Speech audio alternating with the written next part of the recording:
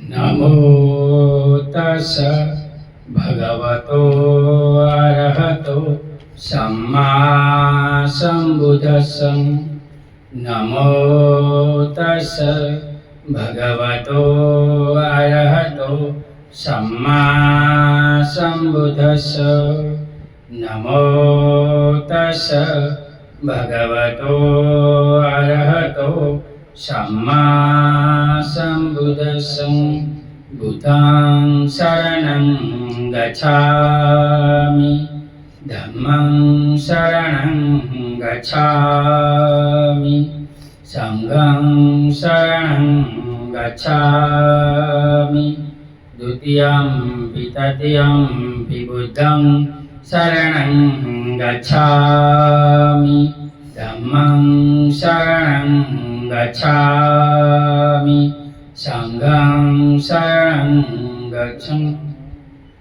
इति पिसो भगवा अरहं सम्मा सम्बुद्धो विद्याचरण सम्पन्नो सुगतो लोकविदो अनन्तरो पुरुषधम्म सारथि सत्ता देवमनुष्यानं बुद्धो भगवन्। स्वाखातो भगवता धम्मो सन्दीठिको अकालिको येहि पशिको ओपनायिको पच्छतं वेदितवो व्युक्तं। सुपटिपन्नो भगवतो सावकसङ्घो उजुपटिपन्नो भगवतो सावकसङ्घो न्यायपटिपन्नो भगवतो सावकसङ्घो सामीचिपटिपन्नो भगवतो सावकसङ्घो। यदिदं चत्वारि पुरुषयुगानि अष्टपुरुषपूगला एष भगवतो सावकसङ्घो। आहुणेयो बाहुणेयो दक्षिणीयो अञ्जलिकरणेयो अनुत्तरं प्रियं खेतं लोकसाथी। साधु साधु साधु। अमर बोध व्यास सुरेंद्र नगर गुजरात से भिक्षु पथिक श्रेष्ठी बोधिसत्व डॉक्टर भीमराव आम्बेडकर लिखित ग्रंथ भगवान बुद्ध और उनका दम पढ़ रहे हैं। तो आज हम तीसरा भाग का तीसरा भाग तीसरा भाग का दूसरा भाग का तीसरा भाग। धम क्या है? जीवन की पवित्रता बनाए रखना धम है। जीवन में पूर्णता प्राप्त करना धम है। निर्वाण में जीना धम है। तृष्णा का त्याग करना धम है। यह मानना कि संयुक्त चीजें अनित्य है धम है। कर्म को मानव जीवन में नैतिक व्यवस्था का आधार मानना धम है। पहला तीसरा भाग धम क्या है? जीवन की पवित्रता बनाए रखना धम है। तो भगवान बुद्ध ने जीवन पवित्र बनाने के लिए शील का मार्ग दिया है। तो शील में पंचशील, अष्टशील और 10 शील उपनिषद आता है। तो उपासकों को उपनिषद करके अपने जीवन को पवित्र बनाना चाहिए। जो जिनका जीवन पवित्र बनाएगा वो सुखी होगा और 5 भय से इनका मन मुक्त होगा। हर मनुष्य के, स्त्री पुरुष के चित्त में 5 भय होता है। इनके कारण वो परिवर्तन नहीं कर सकता, डरता है। पहला भय है मृत्यु का, बीजा भय है देवी देवता पीठ पैगंबर का, तीजा है भूत पलित का, चौथा हिंसक प्राणी जहरी पशुओं का और 5वां सबसे बड़ा भय है लोग क्या कहेंगे, हमारा क्या होगा। अगर इससे मुक्त होना है तो बुद्ध का पवित्रता का मार्ग का आचरण करना चाहिए। 3 तरह की जीवन की पवित्रता है। शारीरिक पवित्रता किसे कहते हैं?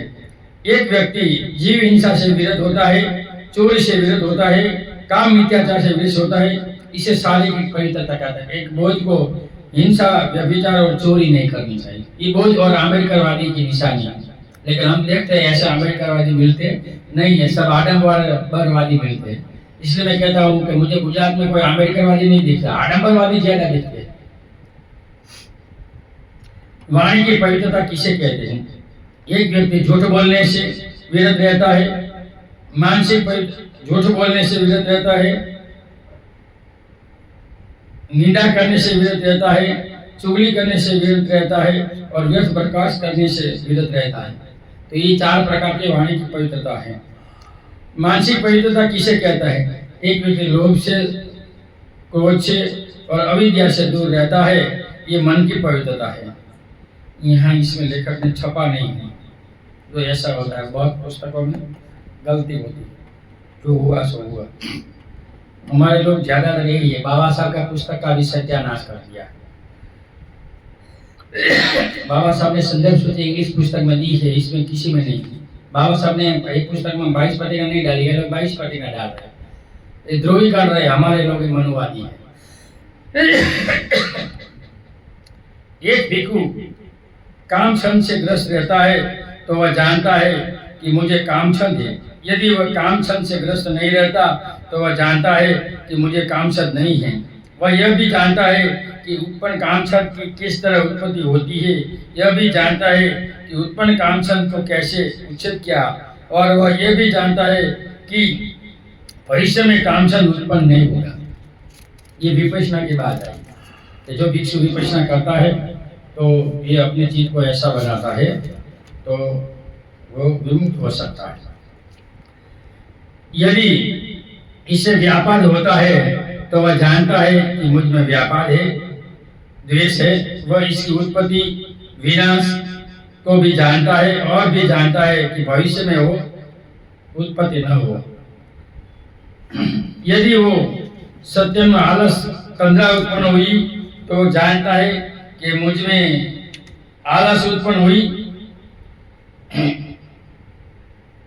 यदि मुझ में आलस ग्रस्त हूँ तो वो पता है कि मैं आलसग्रस्त हूँ।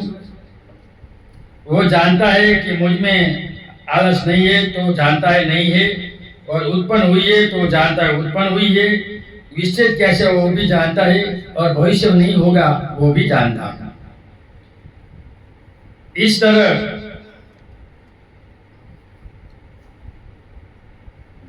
काम से व्यापार, दूसरे का थेनमन, विधि, इच्छा, ये 5 जो इंद्र से वो अच्छी तरह उत्पन्न हुआ, कैसे उत्पन्न हुआ, क्यों हुआ, इनका नाश कैसे होगा और भविष्य में वो नहीं होगा, ये वो जानता है। तो ये मानसिक पवित्रता है भिक्षु की। कामछंद, व्यापार, थेनमन, उद्देश्य और विधि की, चाहे 5 इंद्र से वो ध्यान साधन है, वो बैठता है तो वो विचार आता है तो इसको पता चलता है। तो ये मानसिक पवित्रता है जिसको विपश्यना कहता है। इसलिए हर भिक्षु को ध्यान करना चाहिए, सुबह उठकर कम से कम 1 घंटा। सही भिक्षु होगा वो सुबह 5:30 पहले उठता है और ध्यान करता है। बाकी तो हम देखते हैं सही भिक्षु कम है, पेट भरने के जैसे भिक्षु ज्यादा है। जो शरीर, वाणी और मन से पवित्र, निष्पाप, स्वस्थ और पवित्र है उसे लोग निष्कलंक कहते हैं। जैसे रामदेव पीर को नकलंक बोलते हैं। नकलंक मतलब निष्कलंक, इनके पर कोई कलंक नहीं है।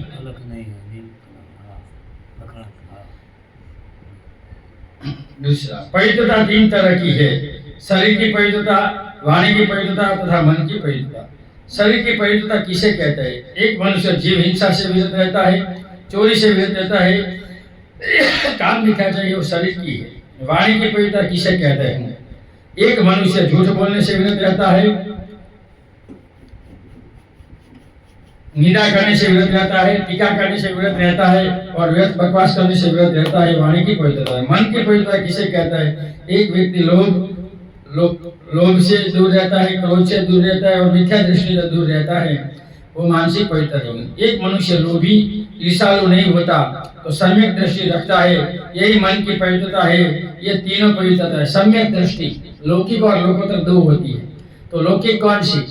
भाई दान धर्म का फल है वो मानना, दृश्य अदृश्य लोक है वो मानना, माता पिता की सेवा और फल है वो मानना, इस जगत को जानने वाले कोई श्रवण साधु है वो जानना, ये सम्यक दृष्टि है। अगर वो जो लोग ये बातें एक्सेप्ट नहीं करते वो कभी बुद्धिज्म को नहीं समझ सकते। मिथ्या दृष्टि वाले कभी बुद्धिज्म को नहीं समझ सकते। सबका दृष्टि यानी आत्मा को मानने वाले भी बुद्धिज्म को नहीं समझ सकते, और सम्यक दृष्टि वाले ही मिथ्या दृष्टि, सत्य को असत्य, असत्य वो भी बुद्धिज्म को नहीं समझ सकते। तो मिथ्या दृष्टि वाले ही, सम्यक दृष्टि वाले ही बुद्धिज्म को समझ सकते हैं। तो इनको पहले मैंने जो मुद्दा बताया वो जीवन में उतारना चाहिए। बहुत से लोग आंखों देखी की मानते, मनोविज्ञान की बात नहीं मानते। बहुत से लोग अपने को नहीं करना है दूसरे से जोड़ते हैं, पलायन वृत्ति करते हैं, वो गलत है। आप दूसरे से जोखेंगे तो कैसा होगा? और अपने धर्म की निंदा करते हैं तो आपकी अवनति होगी। बुद्ध ने कहा है कि शीलवान भिक्षु, राजा, सैनिक और शीलवान भिक्षु, राजा, सैनिक और सांप, ये 4 लोगों की कभी निंदा मत करना, वो गलत दोष लगेगा। ये 5 तरह की दुर्बलताएं हैं जिसे साधना में बाधा पहुंचाती है। कौन सी? जीवहिंसा, चोरी, काम, मिथ्याचार, झूठ और नशा पैदा करने वाली शराब आदि नशीली चीजों का ग्रहण करना। ये 5 तरह की दुर्बलताएं है जो असफलता लाती है। जब साधना की ये 5 बाधाएं दूर हो जाती है तो 4 स्मृति पथानों की उत्पत्ति होनी चाहिए। एक भिक्षु काया के प्रति कायानुप से रहता हुआ विहार करता है। प्रयत्नशील, ज्ञानवान, स्मृतिवान और लोक में विद्यमान लोग तथा 2 मनुष्यों को काबू में किए हुए ये वेदनाओं के प्रति वेदानुप से विहार करता है।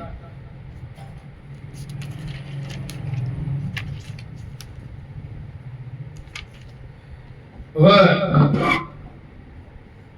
चित्त जानकर चित्तानुप से विहार करता है। वह विचार जानकर ज्ञानवान, स्मृति और लोक में विद्यमान लोग और 2 मनुष्यों को काबू में किए हुए विहार करता है। जब साधना की ये 5 बाधाएं दूर हो जाती है तो 4 स्मृति प्रस्थानों की उत्पत्ति होनी चाहिए और वो इसमें सुखी होता है। ये 3 चूक के शील चूक, चित्त चूक और दृष्टि चूक, ये शीलघात, चित्तघात और दृष्टिघात, ये 3 घात हैं। शीलघात क्या है? एक व्यक्ति प्राणी हिंसा, चोरी और काम भोगी मिथ्याचार करता है, झूठ बोलता है, चुगली करता है, कठोर बोलता है, व्यर्थ बोलता है, ये शीलघात है। तुम्हारा शील खत्म हो गया। ये नहीं करेंगे तो तुम्हारा शील उद्भव होता है। घात किसे कहते हैं? चित्तघात किसे कहते हैं? एक व्यक्ति लोभी होता है, 2 मनुष्य होता है, ये चित्तघात है। दृष्टिघात क्या है? यहाँ कोई व्यक्ति इस प्रकार की गलत धारणा, मिथ्या धारणा, दृष्टि रखता है कि दान देने में, जो मैं आगे बोला हूँ, दान देने का कोई फल नहीं है, त्याग करने में कोई फल नहीं है, संसार में रहो, भिखो मत बनो, ये मिथ्या दृष्टि है। परित्याग करने में कोई पुण्य नहीं है, भले बुरे कर्म का कोई फल नहीं है, यह लोक और परलोक नहीं है, न माता पिता है और स्वल्पन लोक नहीं है। ऐसे श्रवण बाबा नहीं है जो शिखर तक जा पहुंचे हैं, जिन्होंने पूर्णता का लाभ की है, जिन्होंने अपने अभिज्ञा से परलोक का साक्षात किया है और न घोषणा कर सकते। इसलिए लोक और परलोक दोनों है। बाबा साहब ने लिखा, देखो कि परलोक देखने वाले भी संसारी जगत में, जाति और सती दुनिया में है। भिक्षु यह शीलघात, चित्तघात और दृष्टिघात के कारण ऐसा होता है कि मरने के अंतर प्राणी दुर्गति को प्राप्त करता है और नरक लोक या तीर्थ योनि में जाकर फिर से उत्पन्न होता है। ये 3 घात है। भिक्षु ये 3 लाभ है। कौन से 3 लाभ है? शील लाभ, चित्त लाभ और दृष्टि लाभ। तो ये जीवन में उतारना चाहिए, जीवन पवित्र बनता है। शील लाभ से आपका जीवन पवित्र बनता है, इसलिए अशील दशील उपसत करना चाहिए। एक व्यक्ति प्राणी हिंसा से विरत रहता है, चोरी से विरत रहता है और झूठ बोलने से विरत रहता है, ये शील लाभ है। कभी एक व्यक्ति प्राणी हिंसा से दूर रहता है, कठोर बोलने से दूर रहता है और व्यर्थ बोलने से दूर रहता है, यह शील लाभ है। चित्त लाभ क्या है? एक व्यक्ति न लोभी होता है, न दोमन्य करता है, न क्रोध करता है, न अज्ञान रहता है, ये शील लाभ है, चित्त लाभ है। दृष्टि लाभ क्या है? कोई व्यक्ति इसी प्रकार की गलत धारणा, मिथ्या धारणा नहीं रखता कि दान देने में फल नहीं है, इसलिए श्रद्धा से दान देता है। इसलिए भगवान कहीं भी इनका प्रवचन होता तो पहले दान की बात करते, दान का था, इसके बाद शील का था, इसके बाद त्याग का था, इसके बाद धर्म कथा होती है। तो जिस व्यक्ति इसमें दान, शील, त्याग ये 3 पहले होता है। प्रज्ञा कथा, ऐसे तो 12,000 की कथा आती है। त्याग करने में, परित्याग करने में कोई पुण्य नहीं है, भले बुरे कर्म का कुछ फल नहीं होता है। न ये लोक है, न परलोक है, न माता पिता है, न सो प्राणी है, न लोक में कोई ऐसे समन साधु है जो शिखर तक जा पहुंचे हुए, जिसने परलोक देखा है, 31 लोक देखा है। जिन्होंने पूर्ण लाभ हो, जिन्होंने अपनी अभिज्ञा से परलोक का साक्षात्कार किया हो, उनकी घोषणा कर सकते हो। भिक्षु, ये दृष्टि लाभ देखो क्या हुआ कि दान देने में फल है ये मानना, त्याग करने का फल है ये मानना, पुण्य नाम का परित्याग से कोई पुण्य प्राप्त होता है ये मानना, बुरे कर्म का फल है ये मानना, लोक और परलोक ये मानना, माता पिता के सेवा का बड़ा फल है वो मानना, सो उत्पन्न प्राणी है वो भी मानना, और इस लोक और परलोक दोनों है और इनको देखने वाले भिक्षु भी संसार में है, ये बात मानना सम्यक दृष्टि है। ये नहीं मानेंगे वो बुद्धिज्म को कभी नहीं समझ सकते। भिक्षु इन्हीं तीनों लाभों के कारण इस शरीर का नाश होने पर मरने के अंतर प्राणी स्वर्गगामी यानी सुगति उद्योगति होती है। अगर ध्यान करता है तो ब्रह्मलोक जाता है, वरना 6 देवलोक में जाता है। यहाँ ये भाग पूर्ण हुआ। दूसरा भाग, जीवन में परिपूर्णता प्राप्त करना धर्म है। ये 3 परिपूर्णताएं हैं, शरीर की परिपूर्णता, वाणी की परिपूर्णता और मन की परिपूर्णता। तो मन की परिपूर्णता क्या होती है? आश्रव अथवा चित्त मलों का पूरा क्षय होने के लिए इसी जीवन में संपूर्ण चित्त विमुक्त का अनुभव करने से प्रज्ञा विमुक्त हो कि आश्रव से मुक्ति है, उसे प्राप्त कर उसी में विहार करता है, यही मन की परिपूर्णता कहलाती है। ये तीनों परिपूर्णताएं हैं।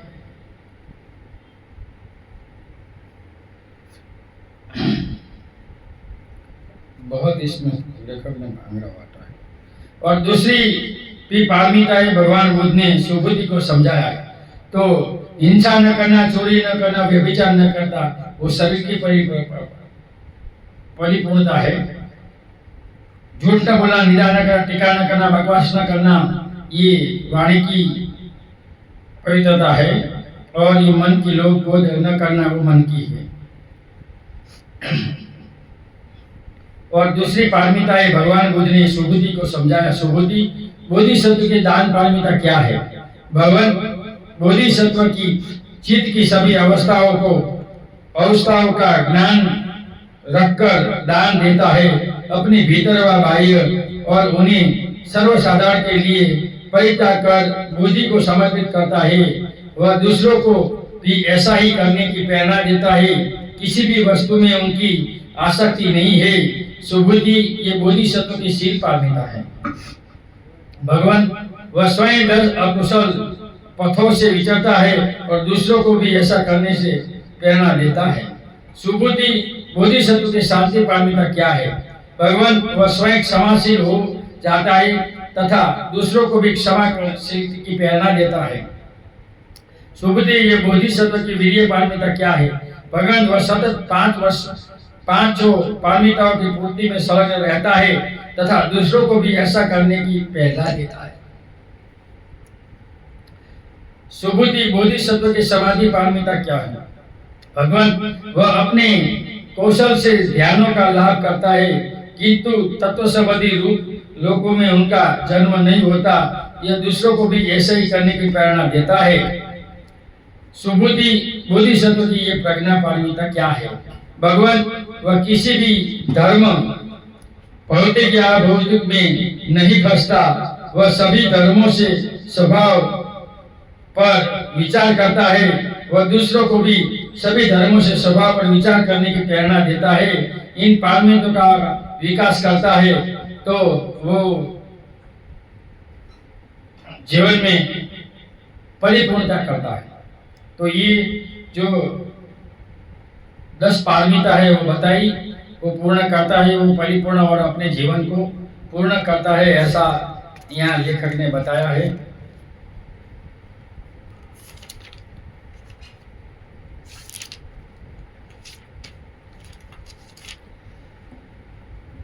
तो हम यहाँ ये पूर्ण करते हैं।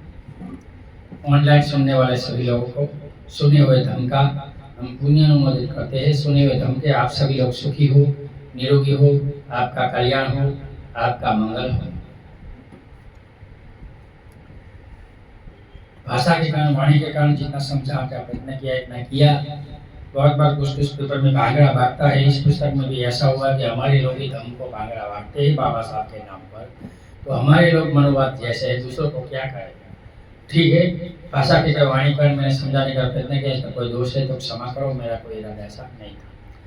नथि मे शरणम अयम बुद्धो मे शरणम वारम एतेन सच्चवजेनम होतु मे जय मंगलम। नथि मे शरणम अयम धम्मो मे शरणम वारम एतेन सच्चवजेनम होतु मे जय मंगलम। नथि मे शरणम अयम संघो मे शरणम वारम एतेन सच्चवजेनम होतु मे जय मंगलम। नथि मे शरणम अयम संघो मे शरणम वारम एतेन सच्चवजेनम होतु मे जय मंगलम। नमो बुद्धाय, नमो धम्माय, नमो संघाय। साधु साधु। सबका मंगल हो, सबका कल्याण हो, सब